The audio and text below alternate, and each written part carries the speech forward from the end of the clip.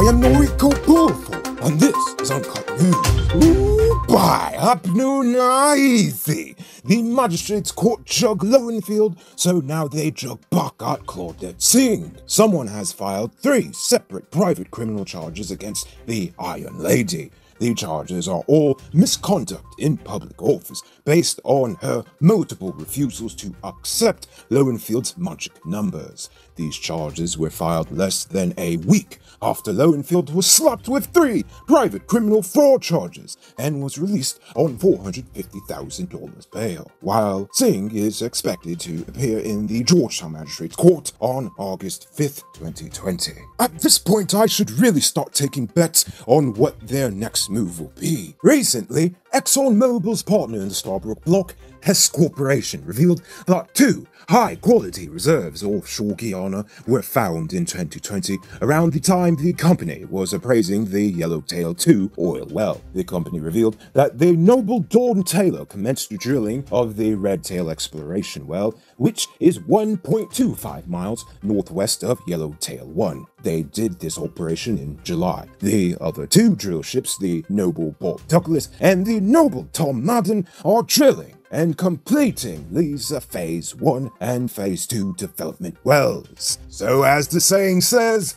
drill baby drill. This afternoon, would-be ganja smuggler and amateur baker 29-year-old Hemwati Charandio of Port Morant Berbice was arrested after attempting to smuggle narcotics into the New Amsterdam prison in a bag of tennis rolls. When weighed, the bags of Selasiai's best amounted to 11 grams. The suspect is currently in police custody. In March, 28-year-old Kevin Passard was robbed of his vehicle and other items. His car was later discovered in Mucka, with hundreds of thousands worth in parts stripped. Kevin's ears hard. He should have installed a GPS tracker from Triple B's Enterprise. Don't be like Kevin. Call Triple B's on telephone number 682-8326 and get a tracker installed for a one-time fee of just $16,000.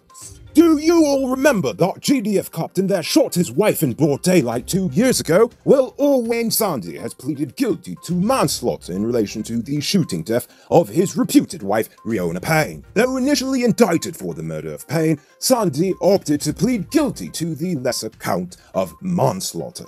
He will receive his sentence on Tuesday. A man is now in custody in connection with the murder of 23-year-old marketing agent Navindra Samura, which took place in broad daylight on July 23rd in Middle Road, Le Penitent. The suspect is believed to be the mastermind behind the robbery and gunning down of Samura. It is alleged that the suspect told the bandits of Samura's location and the amount of money he was traversing the city with at the time. If you need another excuse to have a security system, here's one. Late last night, Gordon Williams and his reputed wife, Lorna Smith of Perseverance, Essequibo Coast, were the victims of a violent home invasion that resulted in Williams being admitted to the Sooty Hospital.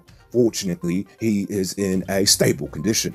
Nevertheless, the 3 males who were armed with a gun, a hammer, and a crowbar ran off with a sum of cash and jewelry. 2 persons have been detained for questioning. Hopefully, the officers are beating the piss out of them as we speak. Garwood says that it not take iPass from Gaisuko after the sugar company blamed production shortfalls on the workers' strike actions. General Secretary of Garwood, C. Paul Narayan, told Demerara Waves that saying the corporation is just trying to find a scapegoat to blame for its troubles, explaining that his union had already predicted a shortfall in production.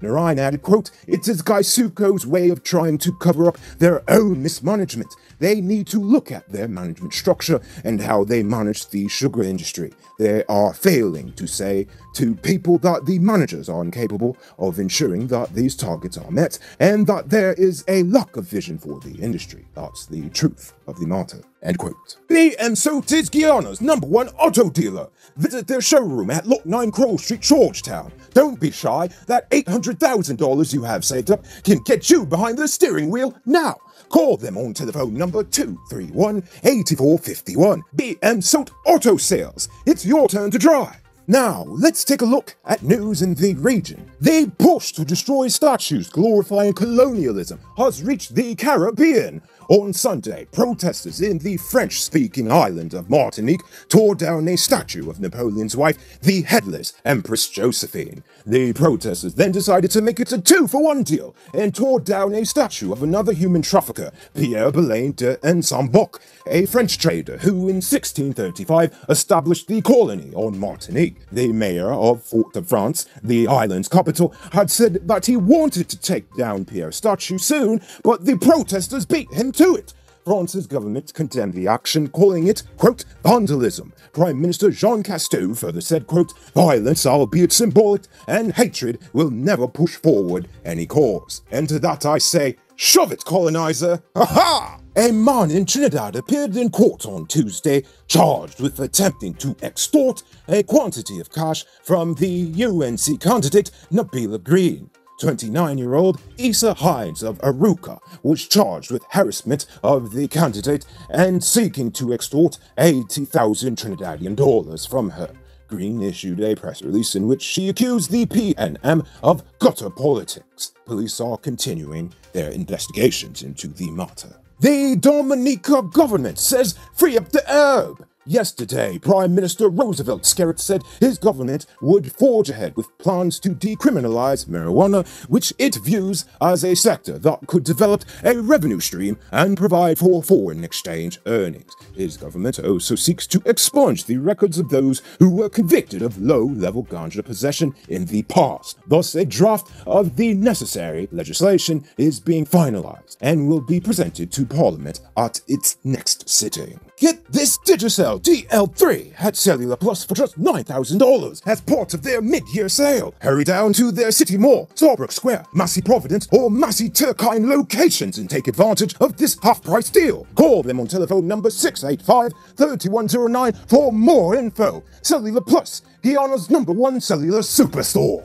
And now for our weird news story of the day. An old man's attempt at car insurance fraud has triggered a massive forest fire in Brazil. On Monday, a 66-year-old man drove his car into the Araras Biological Reserve near Rio, doused it with petrol, and set it alight. Thinking his master plan was airtight, he then went to the nearest police station to report the car as stolen. However, his dreams of cashing that ill-gotten insurance premium were dashed by the time he got to the station. The officers were already alerted of a massive forest fire nearby. Growing suspicious of the old trickster's story, the officers did some detective work, after which they determined that his scampish actions were the cause of the fire. According to the officials, the flames have already burnt down 605 hectares or 2 square miles of rainforest. They believe that it will take up to 3 days to control the blaze. Moving on, it's time for our Uncut News viewers poll question of the day.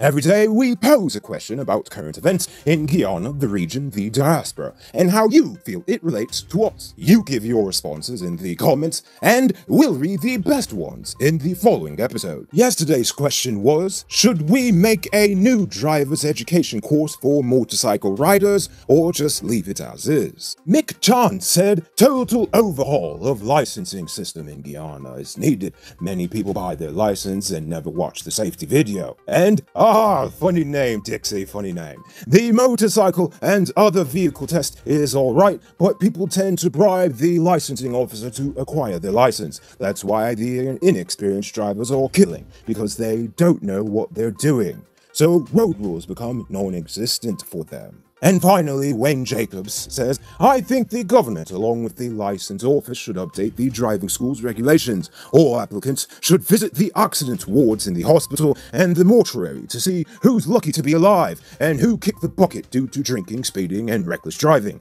Last but not least, they should pay a fine from $100,000 up when being caught drunk in front of the steering wheels and lose points in your driver's license also. I like that idea, Wayne. It's dark, but it sounds effective. Good answers, people. So tonight I leave you with this question. With the nations around the world tearing down statues from their colonial past, I want to know, do you think it's time we take down that ugly statue of Queen Victoria from the High Court? Think about that question and tell us in the comments below. If your response is good, we'll feature it in Thursday's episode. Anyway, that's all the time we have for tonight. Check us out tomorrow for another episode. Until then, I'm Noriko Bullford saying good night, folks.